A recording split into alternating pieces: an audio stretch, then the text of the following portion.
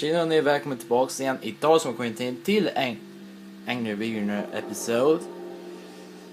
Som är, ja, jag tror det här är min första när jag såg det här. Och det är lite speciellt också. Vi ska gå igenom 79 och avsnitt 79 castlvania. Time for Halloween again. Now this time I'm giving myself a break and I'm going back to one of my favorite video game franchises, Castlevania.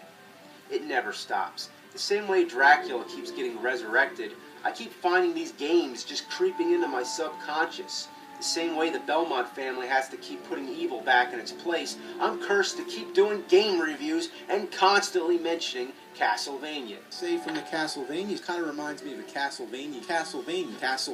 It's like in Castlevania, the Castlevania. So once again, it's like Castlevania. I talk about it all the fucking time. Yep. So what the hell? Let me just get it all out. This is going to be a big-ass Castlevania marathon with my own perspective. This is Castlevania, how I remember it. Kan du undra vad du kommer ihåg? It's the Nintendo age. I'm sitting on my ass playing Super Mario Brothers when my cousin comes over and says, "You want to play Castlevania?"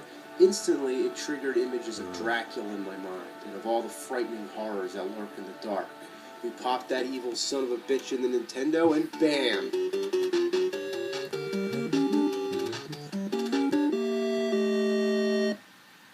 Oh shit. Oh shit.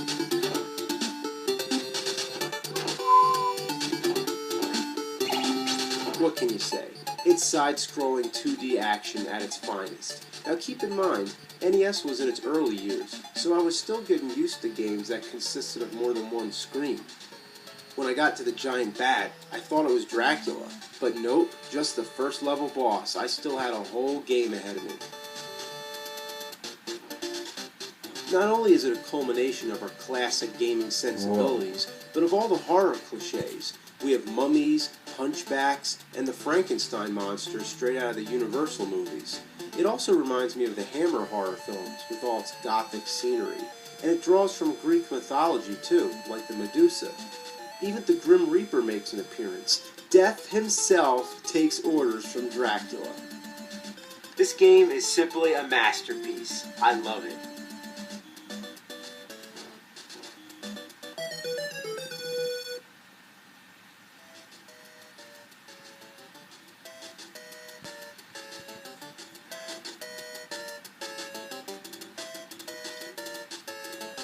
Well, I never said it would be easy.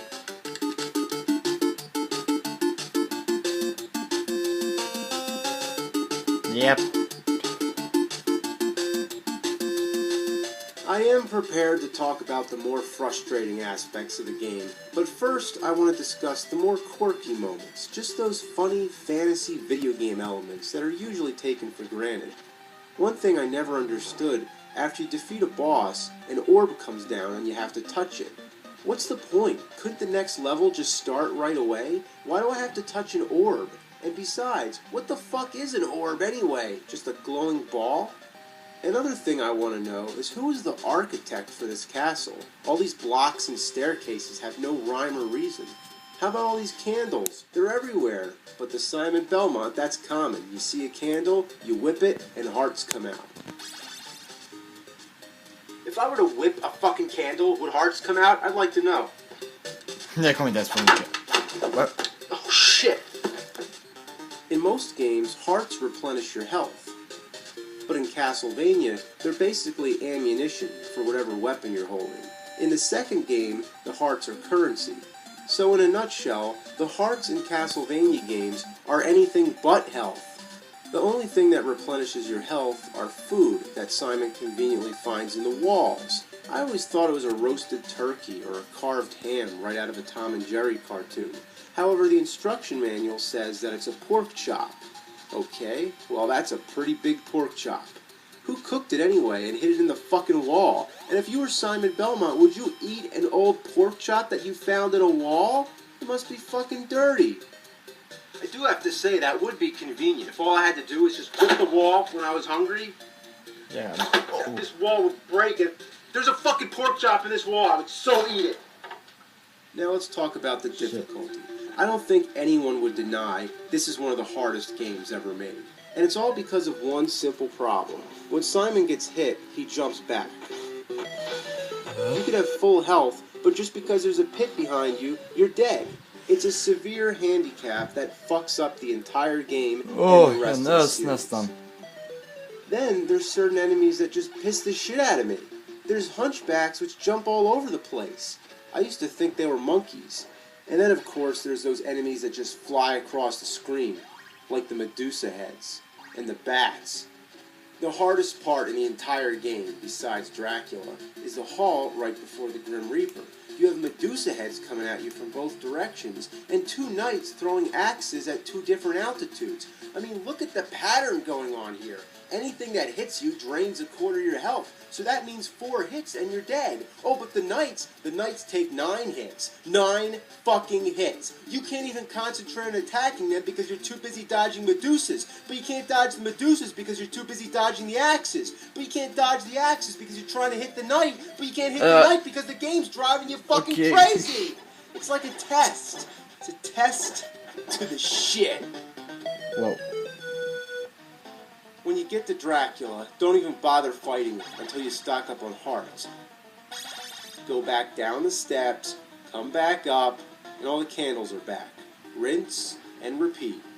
This is extremely tedious, and nobody feels like doing it, but if you want to stand any chance against Dracula, you're gonna have to. Dracula may not seem so bad at first, especially after you send his fucking head to the moon, but then... Oh my god. What in the unholy name of ass is this fuckness? Oh wait, that's not a word? Well, it should be. So you fight the evil cookie monster. Your health is never replenished, so this whole thing is like an endurance round. If you took one single hit on Dracula, I say your chances against the cookie monster are up a rat's ass.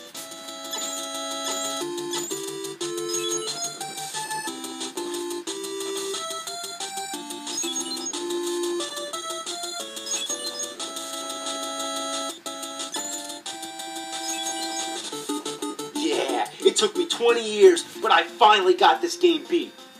Your mother! And you still gotta get the orb? Oh, you're gonna replenish my health right after I beat the game? Thank you so much. Dracula's castle crumbles, and then come the credits. Trans Fisher? It reminds me of Terrence Fisher, the director of many of the Hammer horror films. That's a funny coincidence. Oh wait, Bram Stoker? Like Bram Stoker, the author of Dracula? Well, Christopher B? Is it a joke? I don't get it. Are they saying Christopher Lee is like a bee? No, it can't mean that. This is probably just a series of strangely coincidental typos. Belo Lugosi, Boris Karloff's, they're just fucking around. Love Cheney Jr., Mick Shreks, Green Stranger? Is this supposed to be funny? Like, just to take a celebrity's name and change it around? That's like if I took the name Steven Spielberg and called him Steven Gielberg. Like, that's not funny. That's kindergarten level. No, kindergarten students don't find that funny. Aliens don't find that funny. Well, anyway, that's Castlevania for you. Good game, but holy fuck is it hard. Now, as promised, we're going to plow through the rest of them. All the old school Castlevania games. The ones that I grew up with.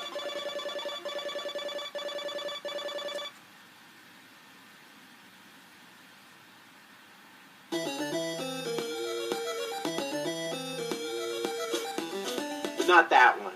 Next on our list is Castlevania 3, which in many ways is the true follow-up.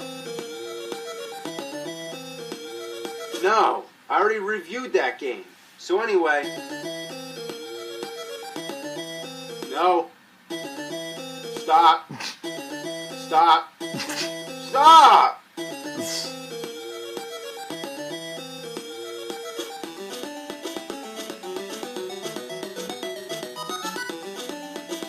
Ja, vi ses nästa gång med del 2 i alla fall. Så... Så, ja, ciao!